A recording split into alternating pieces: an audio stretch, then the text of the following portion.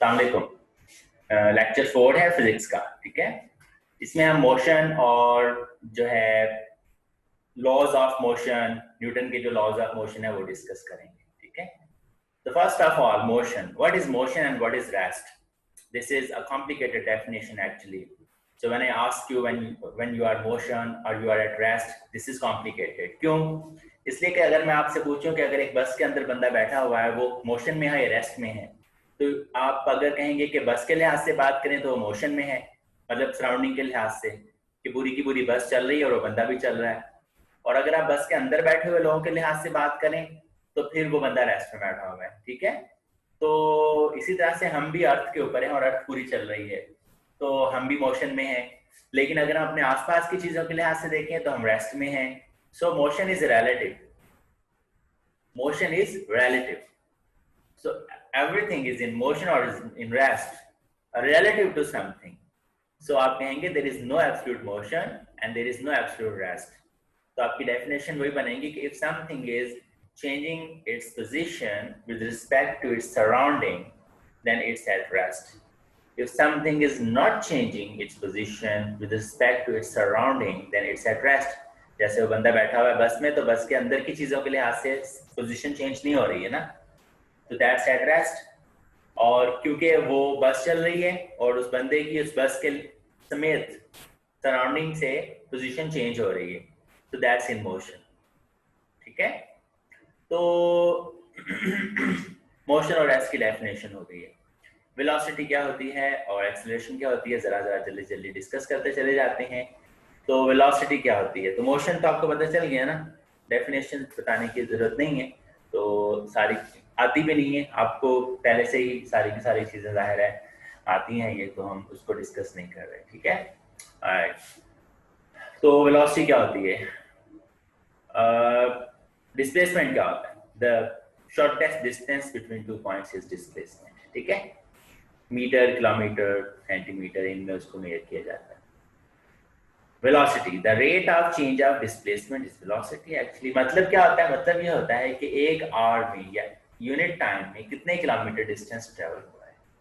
तो अगर किसी बॉडी की स्पीड 6 किलोमीटर पर आवर है तो इसका मतलब वो 60 किलोमीटर करेगी एक आवर में, ठीक है। तो वेलोसिटी की डेफिनेशन क्या हुई, the distance travelled in unit time, speed, velocity, ठीक है।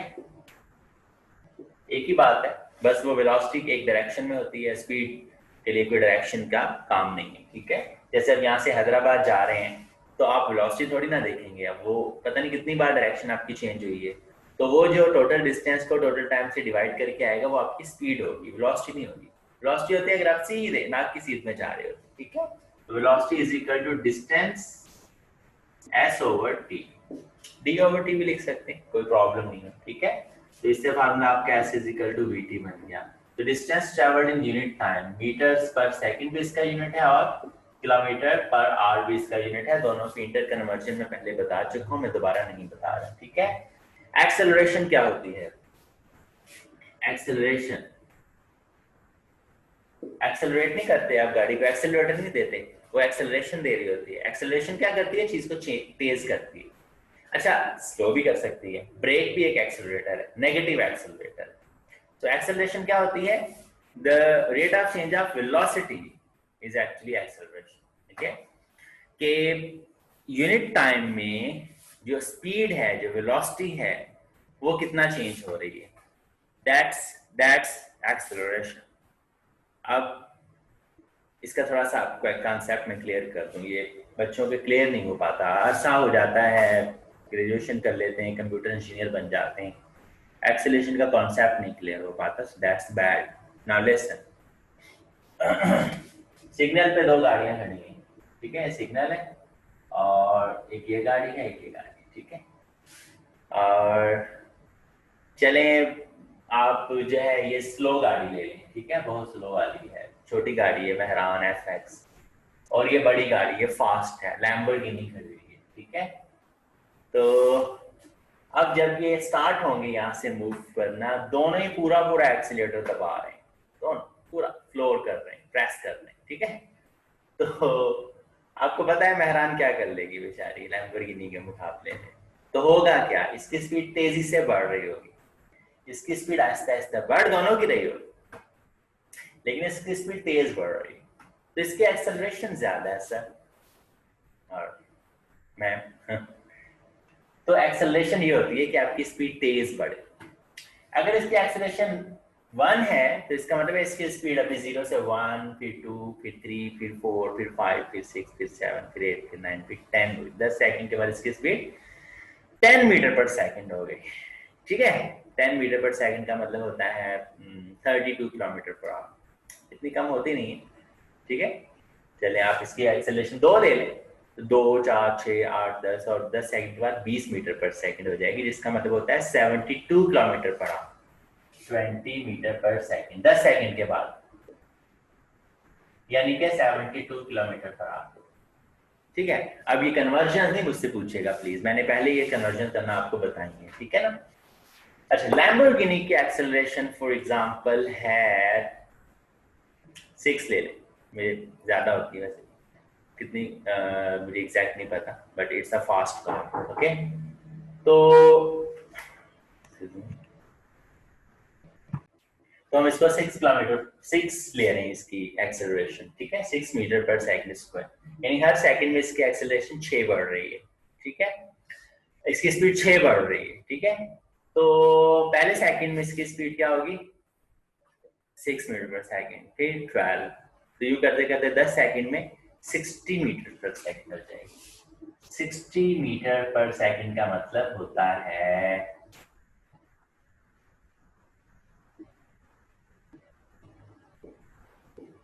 216 किलोमीटर पर आवर।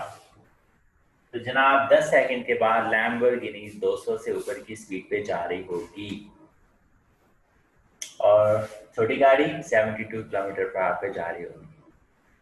तो एक्सेलरेशन क्या हुई, हर सेकंड में स्पीड कितनी बढ़ रही है। तो इसकी एक्सेलरेशन क्या थी 2, इसकी एक्सेलरेशन क्या है 6। रीजन, वो इंजन बड़ा है, जाहिर वो तो पावरफुल है, फोर्स है।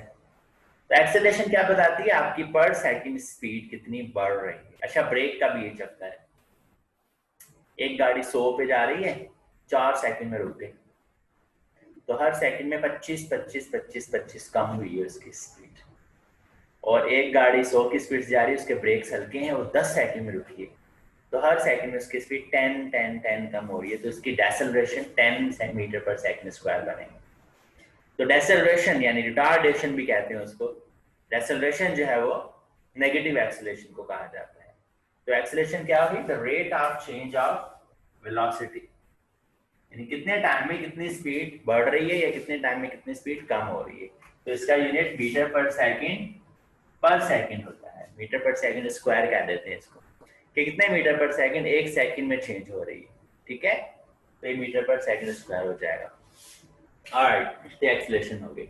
अच्छा, यही जो फार्मूला है इसी से हम इक्वेशन पहना लेते हैं। पहली जो इक्वेशन होती है ना इसकी, अपना मोशन की इक्वेशन जो है वो बना लेते हैं, तीनों बता देता हूँ। अब वो ज़ाहिर डेरिवेशन तो आपने मैट्रिक में की थी, जरूरत नहीं आपको करने की, आपको बस पता होना चाहिए कि acceleration is equal to delta V over T होने की वजह से जो डेल्टा वी होता है ये चेंज ऑफ वेलोसिटी होती है, ये बाद वाली वेलोसिटी में से पहले वाली को माइनस करके आती है। क्या मतलब हुआ, मेरा कोई ऑब्जेक्ट है वो 10 सेकंड में 0 से 20 तक गया है, तो उसकी वेलोसिटी कितनी चेंज हुई है 20। ठीक है, 20 माइनस 0 करके पता चल जाएगा।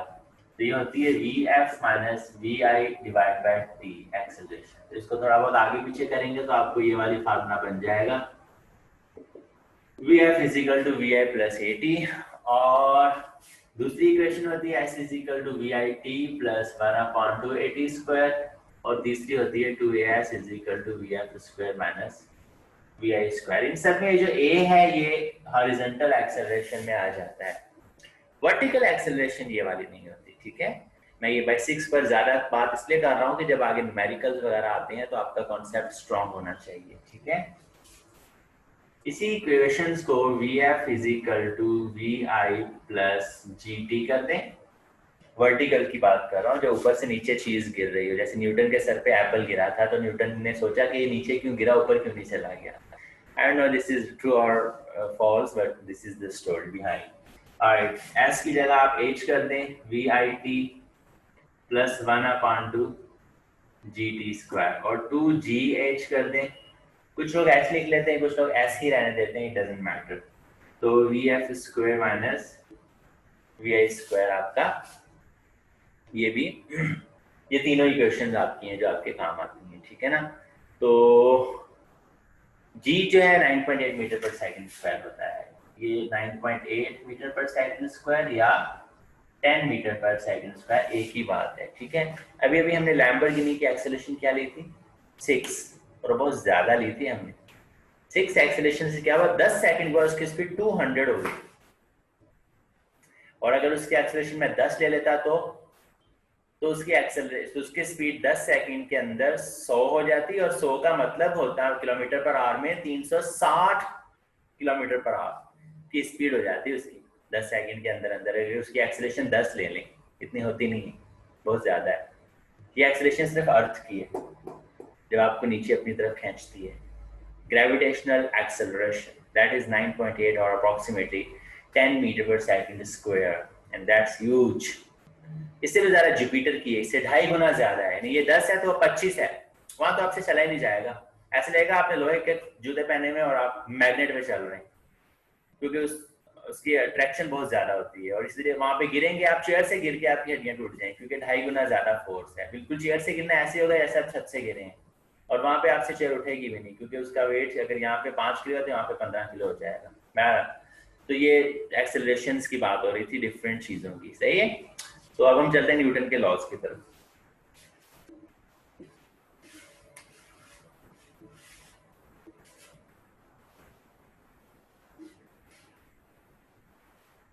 न्यूटन के जो लॉज हैं वो बहुत पुराने हो गए हैं अब तो लेटेस्ट थ्योरीज हैं, पता नहीं क्या क्या है, और जो है मैकेनिक्स हैं, और अपना सुपर कंप्यूटर्स हैं, और जो है क्वांटम मैकेनिक्स हैं एंड व्हाट नॉट।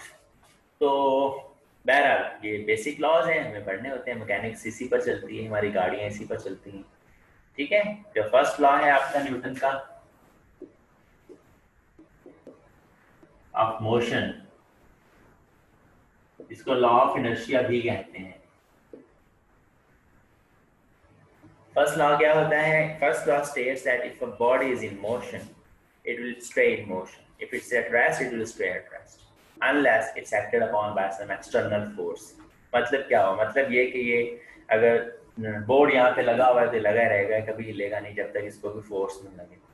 कोई आपका पेन आपके सामने टेबल पे पड़ा हुआ है तो वैसे ही पड़ा रहेगा जब तक आप ना उसको हिलाएं। सिमिलरली अगर एक बॉल को हिट किया गया है तो बॉल चलती रहेगी जब अगर उसके ऊपर कोई फ्रिक्शन ना हो तो अगर फ्रिक्शन है तो वो रुक जाएगी। अब स्पेस में किसी चीज को फेंक दें जोर से तो स्पेस में चलती चली जाएगी, क्योंकि स्पेस में कोई जो है उसको रोकने वाली फोर्स ही नहीं है। क्यों ना वहाँ ग्रेविटी है, क्योंकि अब बाहर है अर्थ से, और ना ही वहाँ पे फ्रिक्शन है, एयर ही नहीं है, तो इसलिए जो है वहाँ पे चीज को रोकने वाली चीज ही नहीं है, तो वो चलती ही चली जाएगी हमेशा। हाँ, अनलेस इट्स किसी और चीज के ऑर्बिट में आ जाए और घूमने लग जाए उसके अराउंड, फिर एक अलग बात है, बट फिर भी चलती रहेगी, फिर भी चलती रहेगी, स्ट्रेट लाइन में नहीं होगी। तो ये है कि ये फर्स्ट लॉ ये कहता है कि जब तक आप एक्सटर्नल फोर्स नहीं लगाएंगे तब तक चीज चल रही है तो चलती रहेगी, रुकी है तो रुक जाएगी। इनर्शिया क्यों कहते हैं इसको, लॉ ऑफ इनर्शिया क्यों कहते हैं। इनर्शिया का मतलब क्या है, इनर्शिया का मतलब होता है किसी एक चीज पर जम जाना, ठीक है ना। इनर्शिया एक प्रॉपर्टी है मैटर की, जिसकी वजह से इनर्शिया वो प्रॉपर्टी है मैटर की, the property of matter by virtue of which it resists against any change in its current state। तो अगर वो स्टेट ऑफ रेस्ट में है तो रेस्ट के अगेंस्ट करता है, और अगर वो मोशन में है तो मोशन के अगेंस्ट रेजिस्ट करता है। तो अपनी करंट स्टेट को एज इट इज रखना चाहता है, बरकरार रखना चाहता है, this is called inertia. For example आप अगर खड़े हुए हैं बस के अंदर और बस भी रुकी हुई है और अचानक चलती है तो आप पीछे को गिरते हैं, तो इनर्शिया चाहता है कि आप अपनी जगह पे खड़े रहें। मैटर आपका जो बॉडी है उसकी एक प्रॉपर्टी है, उस प्रॉपर्टी को इनर्शिया कहते हैं। इस तरह से अगर गाड़ी चल रही है और अचानक एक्सीडेंट हो जाता है, हिट करती है किसी ट्री वगैरह को, तो क्या होता है, जो अगर आपने सीट बेल्ट ना पहना हो तो आप निकल के स्क्रीन विंडशील्ड में से निकल के सामने जाके गिर जाते हैं। क्यों, इसलिए कि आपकी बॉडी चाहती है कि वो जो उसकी मोशन थी उसी को बरकरार रखे। इस वजह से वो बाहर निकलती है शीशे में से क्रॉस करके सामने जाके हिट कर जाती है, ठीक है ना। तो ये इनर्शिया है, ठीक है ना, इसलिए इसको फर्स्ट लॉ को लॉ ऑफ इनर्शिया भी कहा जाता है। सेकंड लॉ क्या है? Second law of motion, F is equal to M A से जाना जाता है इसको, ठीक है, F is equal to M A. अगर किसी ऑब्जेक्ट पर फोर्स लगाई जाएगी तो उसमें एक्सीलरेशन प्रोड्यूस होगी, खत्म बात। This is second law of motion. Mass constant रखना पड़ेगा, जाहिर है आप चेंज कर करके ऑब्जेक्ट्स करेंगे तो फिर फोर्स डिफरेंट पर डिफरेंट एक्सीलरेशन आएगी ना। एक ही चीज ले लें, ठीक है, उसके ऊपर जितनी फोर्स बढ़ाते चले जाएंगे उतनी एक्सीलरेशन बढ़ती चली जाएगी, ठीक है ना। कोई ले लें आप भी एक मेहरान ले लें, मेहरान में अगर छोटा इंजन रखेंगे तो एक्सीलरेशन कम होगी, उसी में अगर बड़ा इंजन रख देंगे तो उसकी एक्सीलरेशन बहुत ज्यादा हो जाएगी, ठीक है ना। लेकिन बड़ा अगर इंजन अगर ट्रक में रखेंगे तो उसकी एक्सीलरेशन ज्यादा नहीं होगी क्योंकि उसका मास चेंज हो गया। मास सेम रखें, मास सेम रखते हुए F is directly proportional to acceleration, और जिस तरफ को फोर्स लग रही होगी जाहिर है उसी तरफ पे एक्सेलरेशन प्रोड्यूस हो रही होगी, ठीक है। तो F फोर्स है, फोर्स फोर्स की अपनी एक डेफिनेशन है। फोर्स की डेफिनेशन है an external agency that tends to move a stationary object and tends to stop a moving object। तो ऐसी एक्सटर्नल एजेंसी है जो रुकी हुई चीज को चलाती है और चलती हुई चीज को रोकने की कोशिश करती है, ठीक है ना, रोक देती है, रोकने की कोशिश करती है। तो ये फोर्स है। फोर्स का यूनिट न्यूटन होता है। एक न्यूटन कितनी फोर्स होती है? एक न्यूटन फोर्स होती है अगर 1 किलोग्राम ऑब्जेक्ट को ma से पता चल जाएगा, kilogram metre per second square. और 1 किलोग्राम ऑब्जेक्ट को 1 मीटर पर सेकंड स्क्वायर की एक्सीलरेशन देनी हो आपको, तो वो फोर्स जो होती है वो 1 न्यूटन कहलाती है, ठीक है। तो ये आपका जो है सेकंड लॉ ऑफ मोशन हो गया, ठीक है। थर्ड लॉ ऑफ मोशन की तरफ चलते हैं।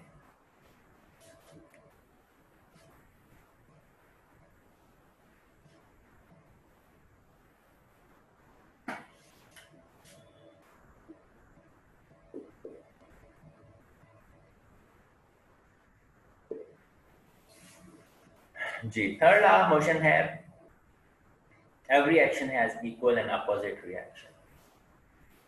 तो मतलब आप ये बर्ड्स उड़ते हैं, ये हवा को नीचे को प्रेस करते हैं, हवा इनको ऊपर प्रेस करती है। रॉकेट नीचे को हवा को प्रेस करता है, हवा उसको ऊपर प्रेस करती है, एंड सो ऑन। हम खुद जब चलते हैं तो हम जमीन को नीचे की तरफ प्रेस करते हैं, जमीन हमको ऊपर को उठाती है। आप अगर तेज चलना चाहते हैं, all you need to do is press your feet harder. आप जोर से दबाएं बस पाँव, आप तेज चलने लग जाएंगे। तो इसका मतलब है जमीन का रिएक्शन आपको जो मिल रहा है। यही आप पानी पे चलना चाहेंगे, you won't be able to do that, क्यों? आपको पानी रिएक्शन नहीं दे पाएगा ना पूरे का पूरा, तो इसलिए आप उसमें नहीं चल पा रहे। इस तरह से आप रेत पर या कीचड़ में चलते हैं तो भी आपको पूरा रिएक्शन नहीं दे पा रहा होता। और जमीन के बजाय अगर आप लोहे या मार्बल पे चलना चाहते हैं तो आप फास्ट चल रहे होते हैं, क्योंकि वो वहाँ पे रिएक्शन उतना ही ज्यादा, the stronger the surface the more the reaction, इस तरह से हो रहा होता है, ठीक है ना। तो अपोजिट और इक्वल रिएक्शन मिल रहा होता है एक से दूसरे को। This is called third law of motion, ठीक है ना। इसी बेस पे कश्ती जो है वो चलती है, शिप चलते हैं, पानी को पीछे धकेलते हैं, पानी को आगे धकेल रहा होता है, ठीक है ना। तो ये जो है थर्ड लॉ ऑफ मोशन होता है, सही है। तो इसके अलावा हमारे पास जो टॉपिक्स हैं कवर कराने वाले वो देख लेते हैं।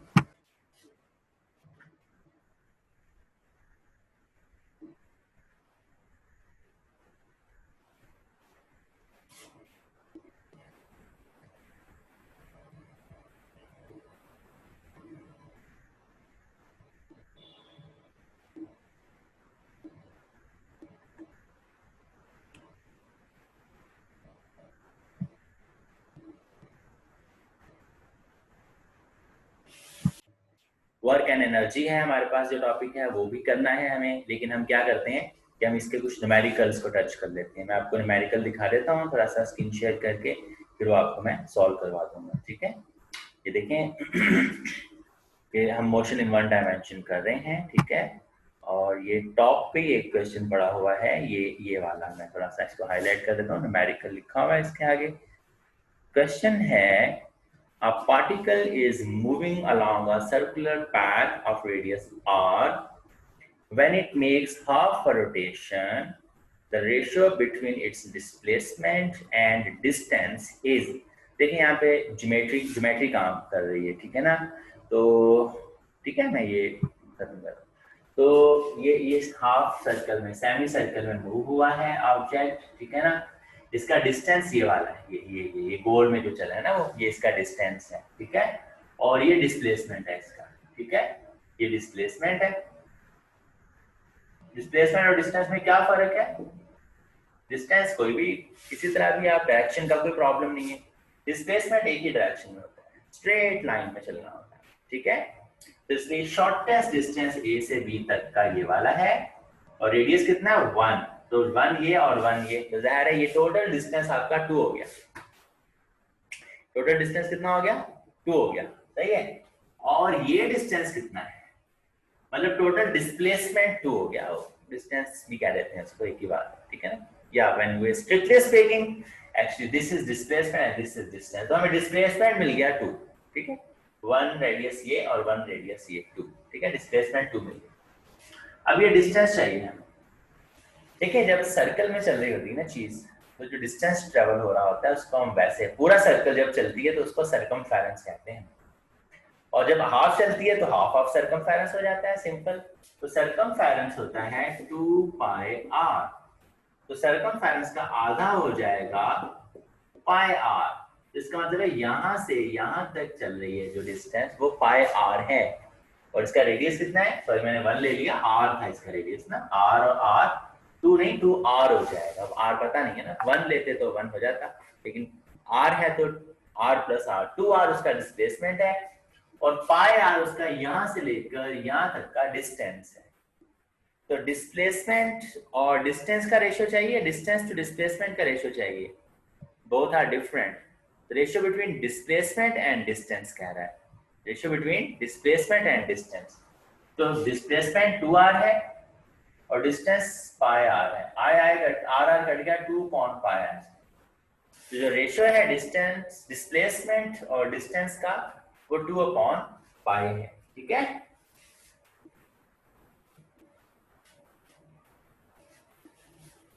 दो तीन और न्यूमेरिकल्स भी हैं, वो भी देख लेते हैं।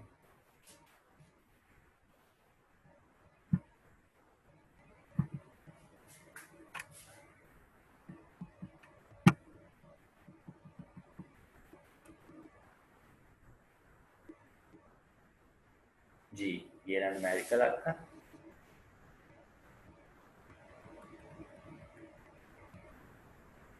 This one. A spacecraft exploring a distant planet releases a probe to explore the planet's surface. The probe falls freely a distance of 40 meters during the first 4 seconds after its release. What is the acceleration due to gravity on this planet? तो आपको उसने बताया है कि initially जब उसको speed 0 से छोड़ा गया तो उसने डिस्टेंस ट्रेवल किया 40 मीटर्स का इन 4 सेकंड्स। 4 सेकंड में वो जो है 40 मीटर का डिस्टेंस ट्रेवल कर गया है, इनिशियल स्पीड 0 से। तो आपको बतानी है उसकी एक्सेलरेशन। तो जनाब अगर आप s is equal to V I T plus 1/2 AT² करेंगे तो s आपका 40 हो जाएगा, क्योंकि वी आई 0 थी, 0t, t लिखना है 4 लिख ले, 0 ही हो जाना है, ठीक है। सॉरी,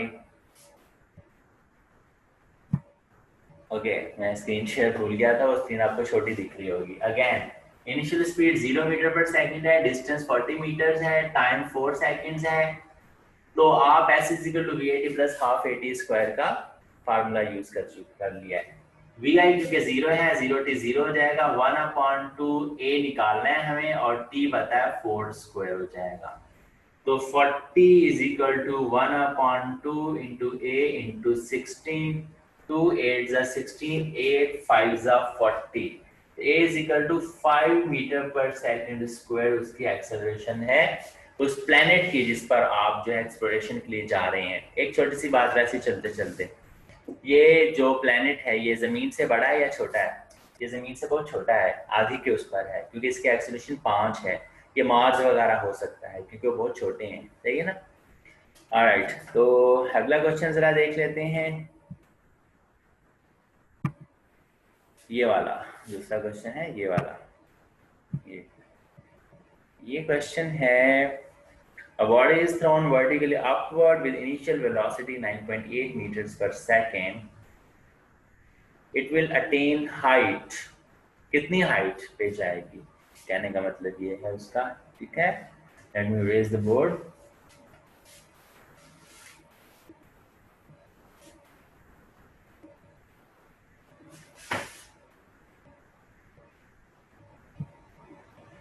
जी, तो वर्टिकली अपवर्ड फेंका है आपने चीज को, तो जी की वैल्यू आप -9.8 या 10 ले लें, कोई मसला नहीं है इसमें। ठीक है, तो आपकी जो इनिशियल वेलोसिटी थी जिससे आपने इसको ऊपर को फेंका है वो 9.8 मीटर पर सेकंड थी, और ऊपर जाके जाहिर सी बात है फाइनल वेलोसिटी इसकी 0 होगी, तभी मैक्सिमम हाइट का पता चल पाएगा। तो अगर आप गौर करें तो आप यूज करेंगे 2gh is equal to vf square minus vi square, क्योंकि आपको हाइट बतानी है, और ये चार चीजें इसी इक्वेशन में हैं। बाकी rest is just clock work, आप खुद भी कर सकते हैं, फिर भी अगर आप चाहते हैं मैं करवा देता हूँ। हाइट चाहिए vf 0 square minus vi 9.8 square, h is equal to -9.8 into 9.8 दो बार आ जाएगा, और ये -2 इंटू 9.8 आ जाएगा। ये कट गए, माइनस माइनस कट गया, 9.8 का आधा करेंगे 4.9 मीटर। तो जनाब 4.9 मीटर की हाइट तक ये जो ऑब्जेक्ट है ये जाएगा। ठीक है, एक क्वेश्चन और है वो भी करवा देता हूँ।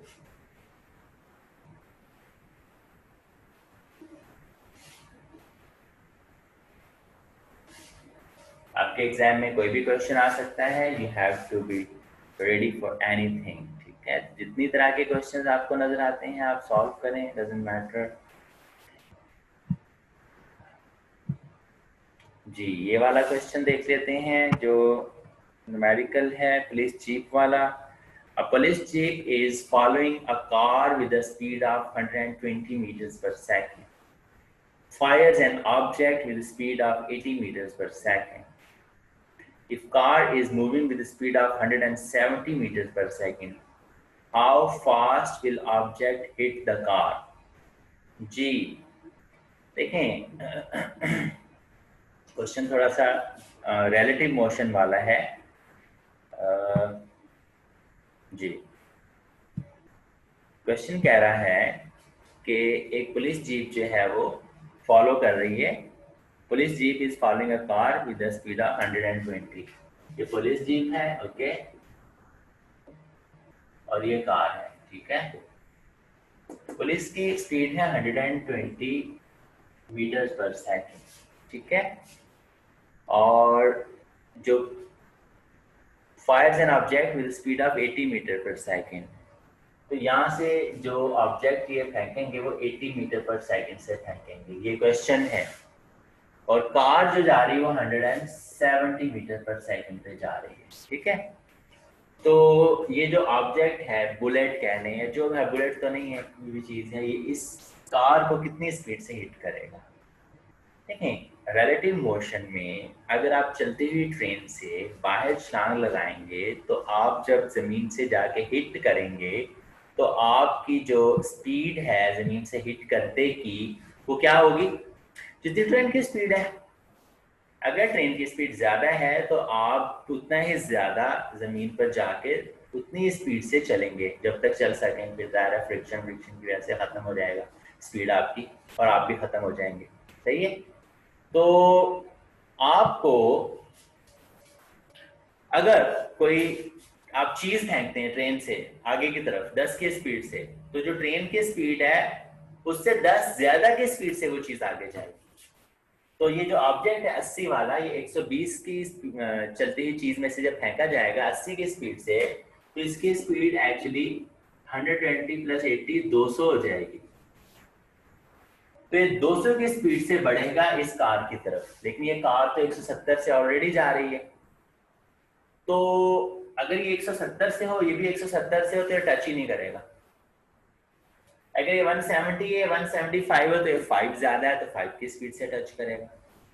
अगर ये 170 हो या 180 हो तो ये 10 ज्यादा होगा, 10 की स्पीड से टच करेगा। अभी ये 170 है, 200 है तो 30 की स्पीड से उसको टच करेगा, 30 मीटर पर सेकंड की स्पीड से।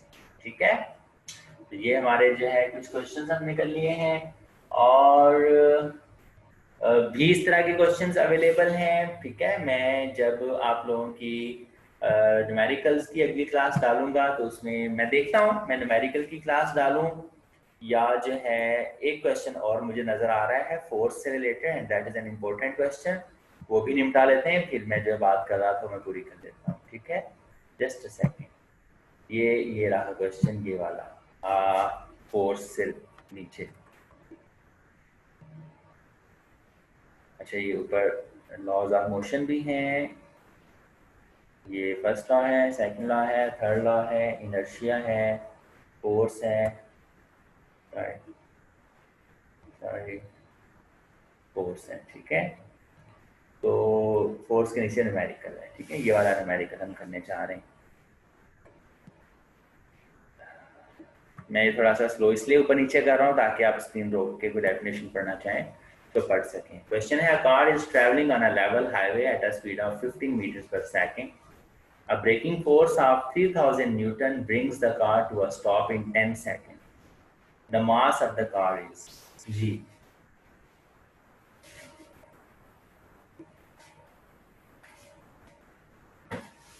पढ़ लिया होगा? ओके जी, तो क्वेश्चन है, A car is traveling on a level highway at a speed of 15 meters per second. इसकी स्पीड है, ठीक है, और ब्रेकिंग फोर्स 3000 न्यूटन की उसको लगाते हैं F, और brings the car to a stop, 10 second में रुकती है, टाइम 10 सेकंड लगता है और कार VF 0 हो जाती है। तो हमें देखना है उसकी डेसेलेशन क्या थी। A is equal to VF minus VI upon T करके आप 0 माइनस 15 अपॉन 10 करेंगे तो ये 15 अपॉन 10 यानी 3 upon 2 metres per second square आपकी डेसेलेशन आ जाएगी। ठीक है ना, ये तो आगे डेसेलरेशन। आपको बतानी है फोर्स कितनी लग रही है, F is equal to M A. ठीक है, F is equal to M A, तो F आपको कितनी बताई उसने, 3000 न्यूटन, और M आपको पूछ रहा है, और A मिला -3/2। क्योंकि F ब्रेकिंग फोर्स है तो इसलिए इसको नेगेटिव लेंगे, आप ज़रा रोक रही है तो माइनस माइनस खत्म हो जाएगा, और ये 2.3 इस तरफ आके 3/2 हो जाएगा, तो 2 15 4500 जो उसका इन 10 सेकेंड, एक सेकेंड, और 3/2, ठीक है, और सॉरी ये 2.3 करना था, रेडी सॉरी, वही मैं देख रहा था क्वेश्चन क्यों गड़बड़ कर रहा है। तो जनाब ये 3 10 हो जाएगा, तो ये 1000 इंटू 2000 किलोग्राम आपकी, ये 2.3 होगा ना, 3.2 इधर आके 2.3 होगा ना, मैंने गलती से 3.2 लिख दिया था। तो कार का वेट जो है वो 200, वेट तो नहीं कहेंगे उसको, मास कहेंगे हम, आम लैंग्वेज में उसको कह देते हैं वेट, लेकिन एक्चुअली तो ज़ाहिर है वो वेट नहीं होता, मास होता है। ठीक है, तो नेक्स्ट क्लास में मैं देखता हूँ आपको न्यूमेरिकल कराऊँ या वर्क पावर एनर्जी वगैरह से रिलेटेड जो टॉपिक्स हैं वो कवर करवा दूँगा, जो भी जो सही लगा। ठीक है, तो थैंक यू।